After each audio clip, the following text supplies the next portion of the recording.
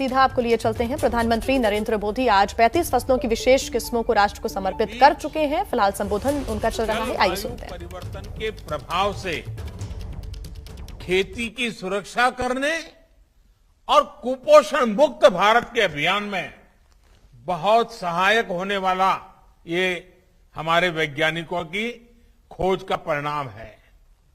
ये नई वैरायटीज मौसम की कई तरह की चुनौतियों से निपटने में सक्षम तो है ही, इनमें पौष्टिक तत्व भी ज्यादा है। इनमें से कुछ वैरायटी कम पानी वाले क्षेत्रों के लिए है, कुछ क्रॉप गंभीर रोगों से सुरक्षित है, कुछ जल्दी तैयार हो जाने वाली है, कुछ खारे पानी में भी हो सकती है। यानी देश की अलग अलग परिस्थितियों को ध्यान में रखते हुए इन्हें तैयार किया गया है। छत्तीसगढ़ के national institute of biotic stress management के तौर पर देश को एक नया वैज्ञानिक काम के लिए राष्ट्रीय संस्थान मिला है।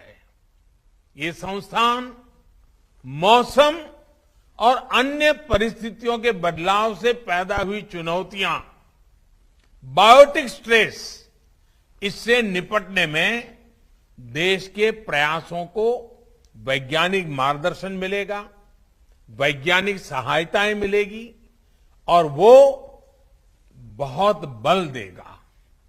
यहां से जो मैन पावर ट्रेन होगा, जो हमारा युवा धन तैयार होगा, वैज्ञानिक मन मस्तिष्क के साथ जो हमारा वैज्ञानिक तैयार होगा, जो यहां पर समाधान तैयार होंगे, जो सॉल्यूशन निकलेंगे, वो देश की कृषि और किसानों की आय बढ़ाने में कारगर सिद्ध होंगे। साथियों, हम सभी जानते हैं कि हमारे देश में फसलों का कितना बड़ा हिस्सा कीड़ों की वजह से बर्बाद हो जाता है। इससे किसानों का भी बहुत नुकसान होता है। पिछले वर्ष ही कोरोना से लड़ाई के बीच में हमने देखा है कि कैसे टिड्डी दल ने भी अनेक राज्यों में बड़ा हमला कर दिया था। भारत ने बहुत प्रयास करके तब इस हमले को रोका था। किसानों का ज्यादा नुकसान होने से बचाने का भरपूर प्रयास किया गया था। मैं समझता हूं कि इस नए संस्थान पर बहुत बड़ा दायित्व है और मुझे विश्वास है कि यहां काम करने वाले वैज्ञानिक देश की उम्मीदों पर खरा उतरेंगे।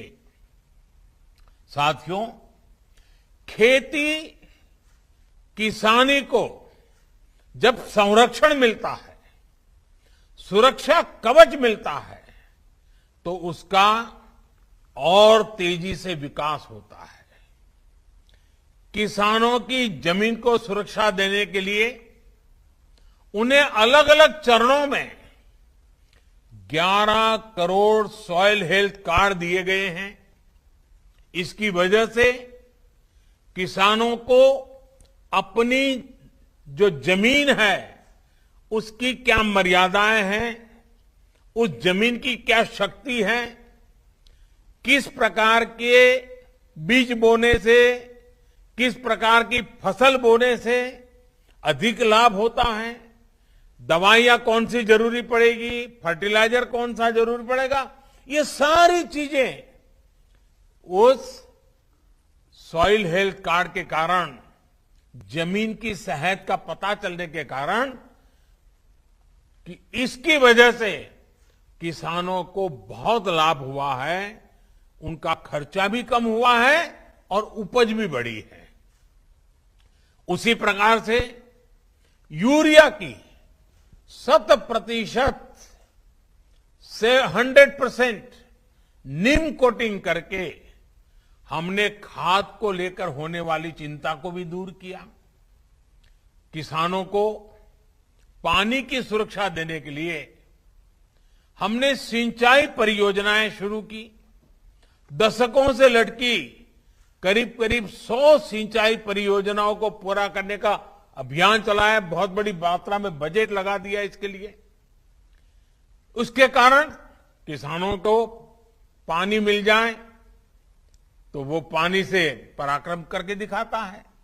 उसी प्रकार से पानी बचाने के लिए हमने माइक्रो इरिगेशन, स्प्रिंकलर, उन चीजों के लिए भी बड़ी आर्थिक मदद करके किसानों तक ये व्यवस्थाएं पहुंचाने का प्रयास किया। फसलों को रोगों से बचाने के लिए, ज्यादा उपज के लिए किसानों को नई नई वैरायटी के बीज दिए गए।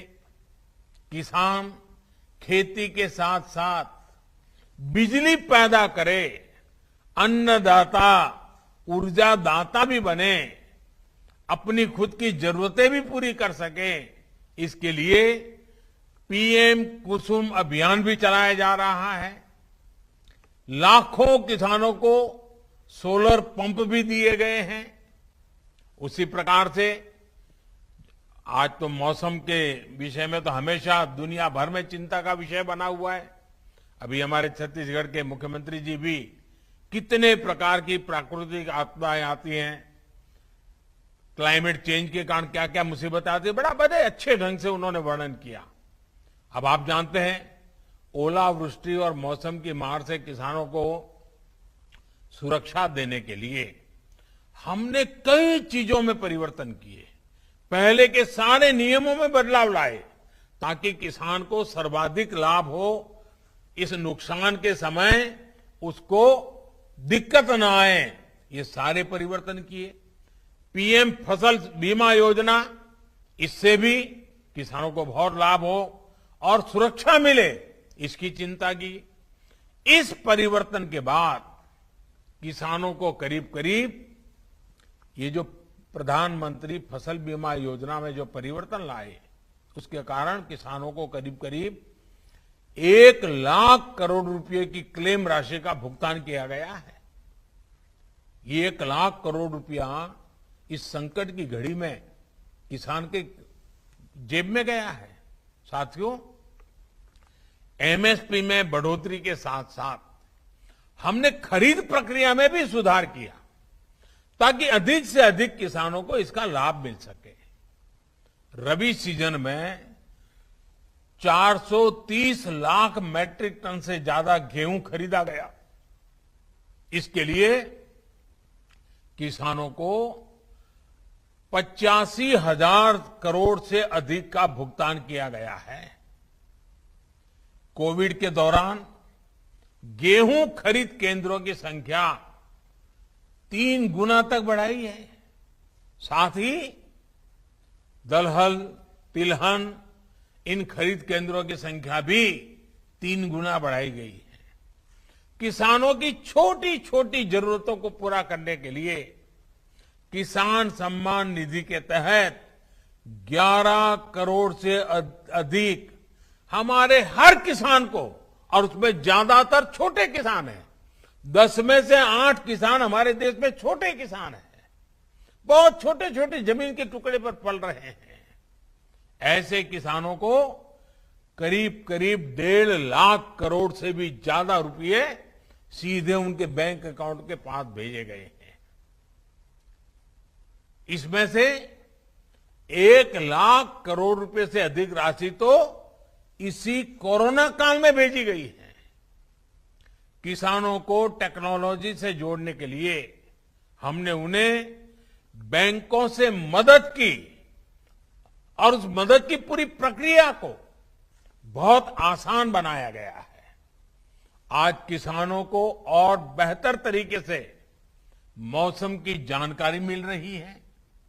हाल ही में अभियान चलाकर 2 करोड़ से ज्यादा किसानों को किसान क्रेडिट कार्ड दिए गए हैं। मछली पालन करने वाले और डेयरी सेक्टर से जुड़े किसानों को भी किसान क्रेडिट कार्ड से जोड़ा गया है, केसीसी से जोड़ा गया है। 10,000 से ज्यादा किसान उत्पादक संगठन हो, ई नाम योजना के तहत ज्यादा से ज्यादा कृषि मंडियों को जोड़ना हो, मौजूदा कृषि मंडियों का आधुनिकीकरण हो, ये सारे कार्य तेज गति से किए जा रहे हैं।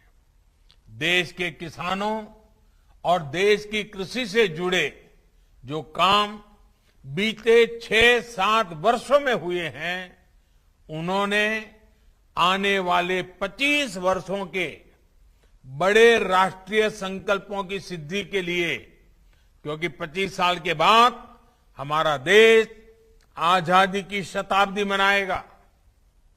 आज हम आजादी का अमृत महोत्सव मना रहे हैं, 25 साल के बाद आजादी की शताब्दी मनाएंगे और इसके लिए इन 25 वर्षों के बड़े राष्ट्रीय संकल्पों की सिद्धि के लिए एक बड़ा मजबूत आधार बना दिया है।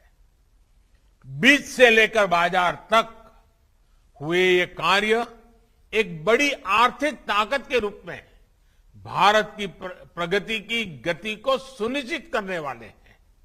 साथियों, हम सब जानते हैं कि एग्रीकल्चर एक प्रकार से राज्य का विषय है और इसके विषय में अनेक बार लिखा भी जाता है कि भाई ये तो राज्य का विषय है, भारत सरकार को उसको कुछ नहीं करना चाहिए, ऐसा भी कहा जाता है क्योंकि स्टेट सब्जेक्ट है।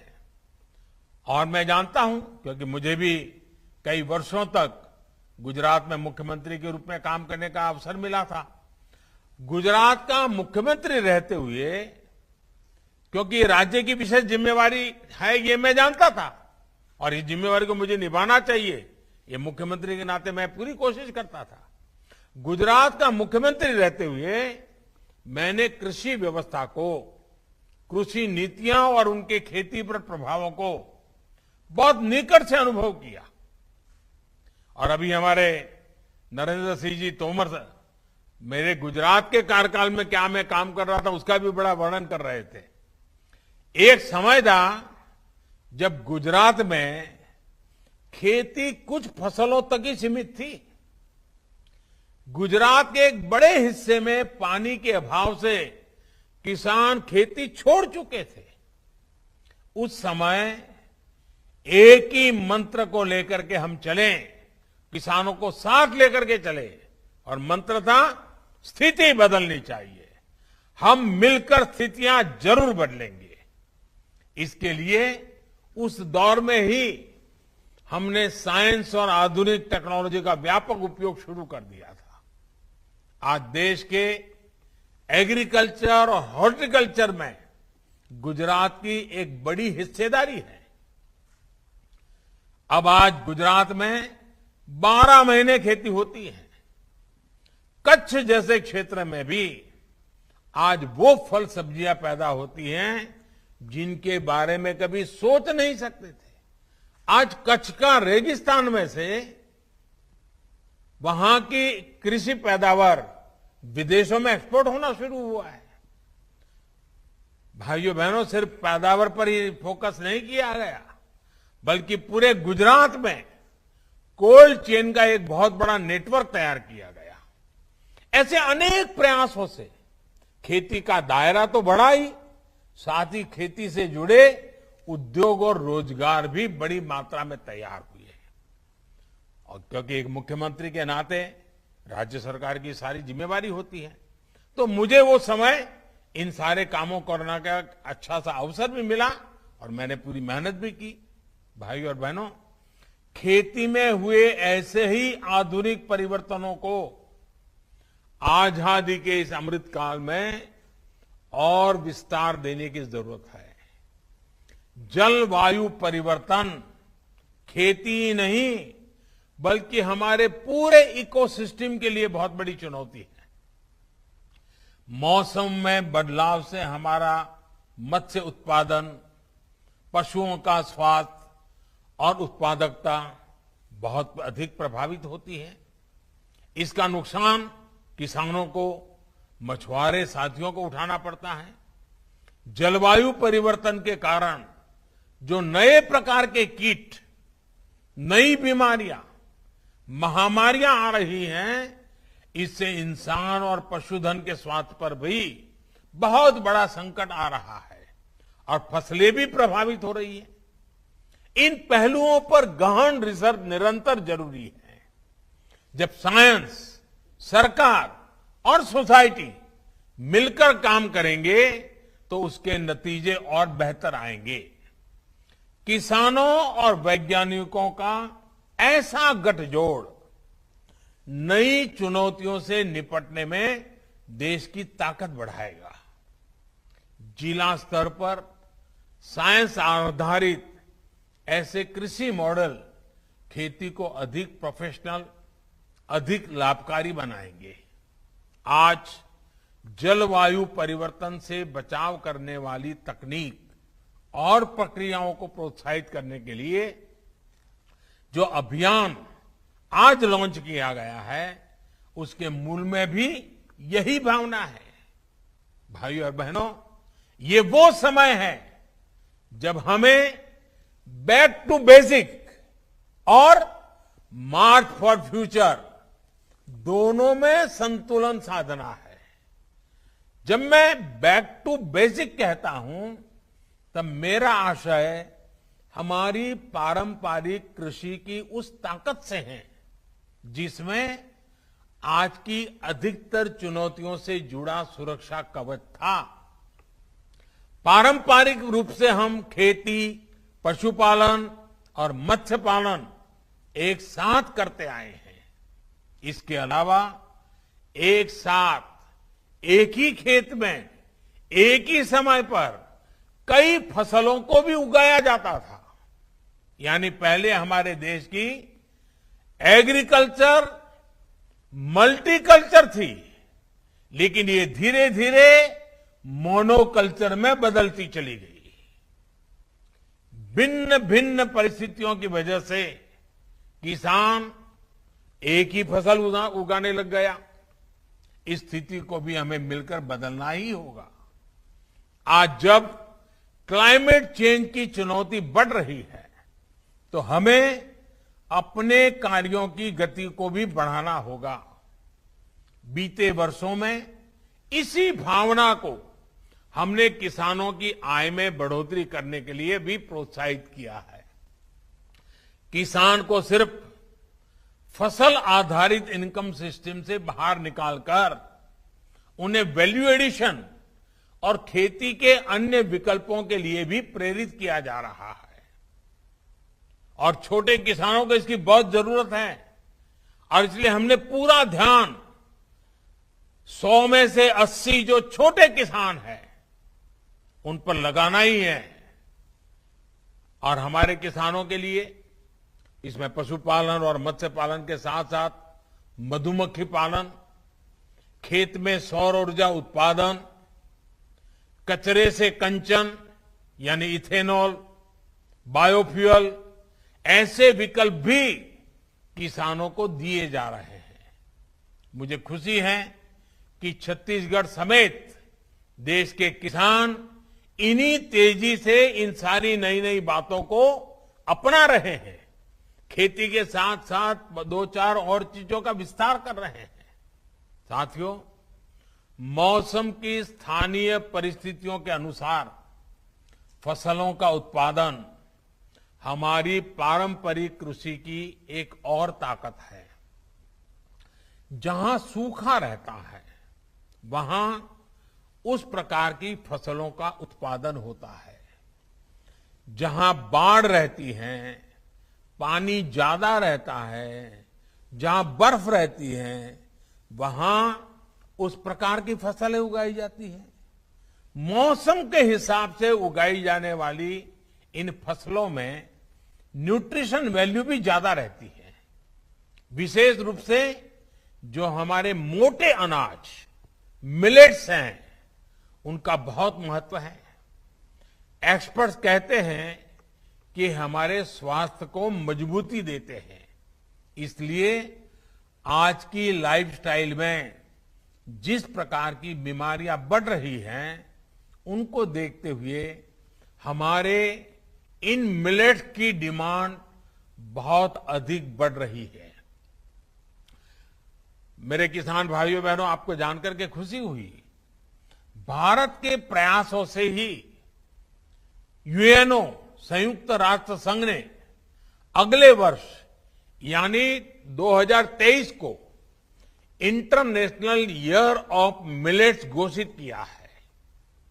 ये मिलेट्स की खेती की हमारी परंपरा हमारे अनाज को अंतर्राष्ट्रीय स्तर पर शोकेस करने का और नए बाजार तलाशने का बहुत बड़ा अवसर है। लेकिन इसके लिए अभी से काम करना पड़ेगा। आज इस अवसर पर मैं देश के सभी सामाजिक स्वैच्छिक संगठनों से कहूंगा कि मिलेट से जुड़े फूड फेस्टिवल लगाएं। मिलेट में से नई नई फूड वैरायटीज कैसे बने, इसकी स्पर्धाएं करें, क्योंकि 2023 में अगर दुनिया में हमें अपनी बात लेके जाना है तो हमें इस चीजों में नयापन लाना पड़ेगा और लोगों में भी जागरूकता बढ़ाएं। मिलेट से जुड़ी नई वेबसाइट भी बनाई जा सकती है। लोग आए, मिलेट से क्या क्या बन सकता है, क्या कैसे बन सकता है, क्या फायदा हो सकता है, एक जागरूकता का अभियान चल सकता है। मैं मानता हूं कि इसके फायदे क्या होते हैं, इससे जुड़ी रोचक जानकारी हम इस वेबसाइट पर रख सकते हैं ताकि लोग उसके साथ जुड़ सकते हैं। मैं तो सभी राज्यों से भी आग्रह करूंगा कि आपका राज्य का एग्रीकल्चर डिपार्टमेंट, आपकी एग्रीकल्चर यूनिवर्सिटीज, आपके साइंटिस्ट और प्रोग्रेसिव किसान, इनमें से कोई टास्क फोर्स बनाइए और 2023 में जब विश्व मिलेट ईयर मनाता होगा तब भारत को उसे कैसे योगदान करे, भारत कैसे लीड करे, भारत के किसान उसमें कैसे फायदा उठाएं, अभी से उसकी तैयारी करनी चाहिए। साथियों, साइंस और रिसर्च के समाधानों से अब मिलेट्स और अन्य अनाजों को और विकसित करना बहुत जरूरी है। मकसद ये कि देश के अलग अलग हिस्सों में अलग अलग जरूरतों के हिसाब से उन्हें उगाया जा सके। आज जिन क्रॉप्स की वैरायटी लॉन्च हुई है उनमें इन प्रयासों की झलक भी हमें दिख रही है। मुझे ये भी बताया गया है कि इस समय देश में 150 से अधिक क्लस्टर्स में वहां की परिस्थितियों के मुताबिक कृषि तकनीकों पर प्रयोग चल रहे हैं। साथियों, खेती की जो हमारी पुरातन परंपराएं हैं उसके साथ साथ मार्च टू फ्यूचर, पहले मैंने कहा बैक टू बेसिक, और फिर इसके साथ जोड़ना है मार्च टू फ्यूचर भी उतना ही आवश्यक है। फ्यूचर की जब हम बात करते हैं तो उसके मूल में आधुनिक टेक्नोलॉजी है, खेती के नए औजार है, आधुनिक कृषि मशीनों और उपकरणों को बढ़ावा देने का प्रयासों का परिणाम आज दिख रहा है। आने वाला समय स्मार्ट मशीनों का है, स्मार्ट उपकरणों का है। देश में पहली बार गांव की प्रॉपर्टी के दस्तावेज तैयार करने में ड्रोन की भूमिका हम देख रहे हैं। अब खेती में भी आधुनिक ड्रोन्स और सेंसर्स के उपयोग को बढ़ाना है। इससे खेती से जुड़ा हाई क्वालिटी डेटा हमें मिल सकता है। ये खेती की चुनौतियों से जुड़े रियल टाइम समाधान तैयार करने में भी मदद करेगा। हाल में लागू की गई नई ड्रोन नीति इसमें और सहायक सिद्ध होने वाली है। साथियों, बीज से बाजार लेकर के बाजार तक, ये बीज से बाजार तक का जो पूरा इकोसिस्टम है, देश उसे जो तैयार कर रहा है उसे हमें लगातार आधुनिक बनाते रहना है। इसमें आर्टिफिशियल इंटेलिजेंस, डेटा एनालिटिक्स और ब्लॉकचेन टेक्नोलॉजी डिमांड और सप्लाई, इससे जुड़ी चुनौतियों को दूर करने में बहुत मदद कर सकती है। हमें ऐसे इनोवेशंस, ऐसे स्टार्टअप्स को प्रमोट करना है जो इन तकनीकों को गांव-गांव तक पहुंचा सके। देश का हर किसान, विशेष रूप से छोटा किसान, इन नए उपकरणों, नई टेक्नोलॉजी का उपयोग करेगा तो कृषि सेक्टर में बड़े परिवर्तन आएंगे। किसानों को कम दाम में आधुनिक टेक्नोलॉजी उपलब्ध कराने वाले स्टार्टअप्स के लिए भी ये बेहतरीन अवसर है। मैं देश के युवाओं से इस अवसर का लाभ उठाने का आग्रह करूंगा। साथियों, आजादी के इस अमृत काल में हमें कृषि से जुड़े आधुनिक विज्ञान को गांव-गांव, घर-घर तक पहुंचाना है। नई राष्ट्रीय शिक्षा नीति में इसके लिए कुछ बड़े कदम उठाए गए हैं। हमें अब कोशिश करनी है कि मिडिल स्कूल लेवल तक कृषि से जुड़ी रिसर्च और टेक्नोलॉजी हमारे स्कूली पाठ्यक्रम का भी हिस्सा बने। स्कूलों के स्तर पर ही हमारे विद्यार्थियों के पास एक विकल्प हो कि वो कृषि को कैरियर के रूप में चुनने के लिए खुद को तैयार कर सके। साथियों, आज जो अभियान हमने शुरू किया है, इसको जन आंदोलन में बदलने के लिए हम सभी को अपनी भागीदारी सुनिश्चित करनी है। देश को कुपोषण से मुक्ति देने के लिए जो अभियान चल रहा है, राष्ट्रीय पोषण मिशन को भी ये अभियान सशक्त करेगा।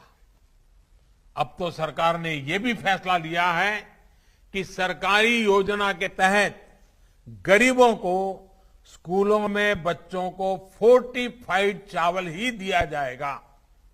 हाल में ही मैंने अपने ओलंपिक चैंपियन से कुपोषण को लेकर जागरूकता बढ़ाने के लिए हर एक खिलाड़ी से मैंने आग्रह किया था कि आप कम से कम आने वाले 1-2 साल में कम से कम 75 स्कूलों में जाने का आग्रह रखें।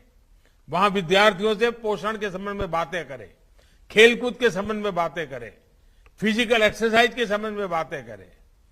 आज मैं सभी शिक्षाविदों, सभी कृषि वैज्ञानिकों, सभी संस्थानों को कहूंगा कि आप भी आजादी के अमृत महोत्सव के लिए अपने लक्ष्य तय करें। 75 दिन का अभियान उठा लें, कोई 75 गांवों को गोद लेकर के परिवर्तन का अभियान उठा ले, 75 स्कूलों को जागरूक करके हर एक स्कूल को कोई काम में लगा दे। ऐसा एक अभियान अगर देश के हर जिले में अपने स्तर पर भी और संस्थानों के स्तर पर भी चलाया जा सकता है। इसमें नई फसलों, फोर्टिफाइड बीजों, जलवायु परिवर्तन से बचाव को लेकर किसानों को जानकारी दी जा सकती है। मुझे विश्वास है कि हम सबका प्रयास, ये सबका प्रयास बहुत महत्वपूर्ण है। हम सबका प्रयास मौसम के बदलाव से देश की खेती को बचाएगा, किसान की समृद्धि और देश के स्वास्थ्य की सुरक्षा भी सुनिश्चित करेगा। एक बार फिर सभी किसान साथियों को नई क्रॉप वैरायटी और नए राष्ट्रीय रिसर्च संस्थान के लिए मेरी तरफ से बहुत बहुत बधाई। फिर से एक बार जिन यूनिवर्सिटियों ने आज पुरस्कार प्राप्त किया है, उन यूनिवर्सिटीज के सभी विद्यार्थियों को, वहां की फैकल्टीज को, वहां के वाइस चांसलर को, उन सबको भी मेरी तरफ से बहुत बहुत बधाई। वैज्ञानिक साथियों को अनेक अनेक शुभकामनाएं, ताकि वैज्ञानिक व्यवस्था ही, वैज्ञानिक मन ही, वैज्ञानिक तरीका ही चुनौतियों से मुक्ति पाने के उत्तम रास्ते दे सकता है। उन सबको मेरी तरफ से बहुत बहुत शुभकामनाएं। बहुत बहुत धन्यवाद।